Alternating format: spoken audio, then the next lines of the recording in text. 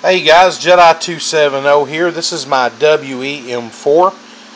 If you guys have been following me for a while, you know it used to be in a DMR look, and it kind of got old with me, so I decided to do it in a carbine length. At first I was going to do an SBR, but I already had a few SBRs, so I figured I'd go ahead and stay with the carbine.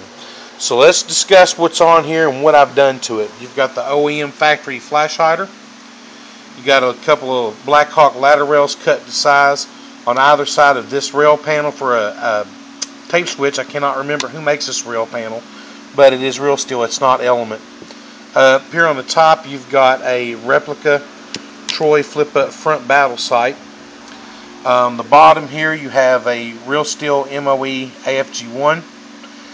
The rails are a replica MFR from Troy. Now, I'm not sure if this is an ACM rail or if this is a Mad Bull rail, but it's a nice looking rail either way you go. You have the Troy trademarks there, and there are none on the top like there are in the Mad Bull version of the TRX. So, I like it though. I like it because it's beefy, it's robust.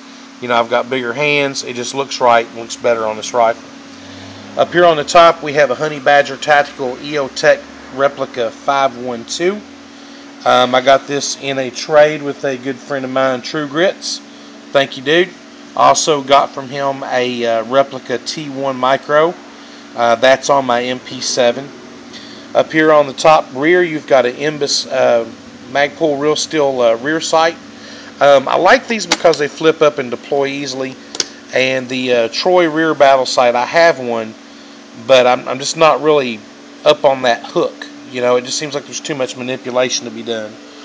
On the back, we have a Magpul UBR stock. I absolutely love this stock. And one thing I'm not, you know, hell-bent on having Magpul stuff. But to be honest with you, it's readily available, and it's some really good engineering. And I love this stock. I also like the Viltor stuff and like my EMOD stock, but the ridges on the top were catching my beard. So I went with this one. And I got to tell you, man, I absolutely love it. Now, I'm not sure if this is real steel or if this is ACM. If it's not real steel, it's awful damn close. So, I also got that from True Grits. If he would please, you know, shoot me a message or a comment here and let me know which this is. I mean, it's just nice. Down here on the bottom, we have the UTG Ergo pistol grip. I've had MIADs or MIADs, however you want to pronounce them, the Ks, the MOEs.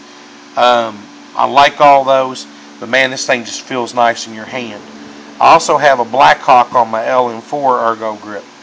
Down here on the bottom, we have a real steel PMAG, EMAG, I guess they would call it. And it's been modified for the WE internals. And I went ahead and did a little artwork there underneath the window to give me that faux rounds. I really like how that turned out as well. Now the biggest thing is, you guys have seen this before. This is the fully trademarked lower. This is an AFC lower. This came from a good friend of mine as a gift, and I thank him very much for it.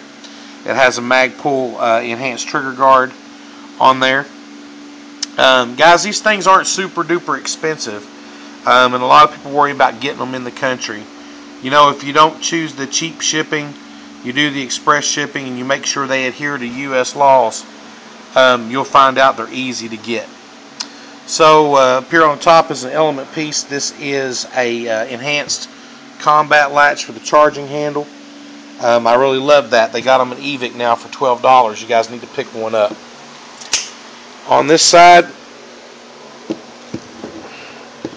you see the EOTech is on the badging is on there as well. This didn't come with this, guys. It was plain, and what I did was I modded an Arma cover that had trademarks on it already. And when I mean modded, the Arma locking lever is just a little bit narrower than the one on the Honey Badger Tactical. So I had to file this down a little bit and widen that girth there to snap that down fully. And it runs on 2 AA batteries. Now, I've heard tell, but I'm not sure that these things will handle low recoil on real steel weapons. So that's yet to be determined, and I won't say it will because I'm not sure. But that's everything I've done to it externally. I'm really thrilled with this lower receiver. Really thrilled. Thanks a lot, man. I really appreciate you. And guys, you know, you can take these things and step them up to a new level, and I'm learning how to do this every day. I learn something new every day. And but there's ways to do it, and you don't have to spend a ton of money to do it. So the next step will be the Quality Steel RA Tech lower internals. Right now it's stock, so I'll be getting some of those. Now they do also, as far as I know, I've heard tell, they make a milder steel, the cheaper version. And I've been warned to stay away from those. So what we'll do is we'll go with the more expensive set. This is the Jedi 270. I thank you for watching. This has been a quick overview of the WE M4 custom build. God bless.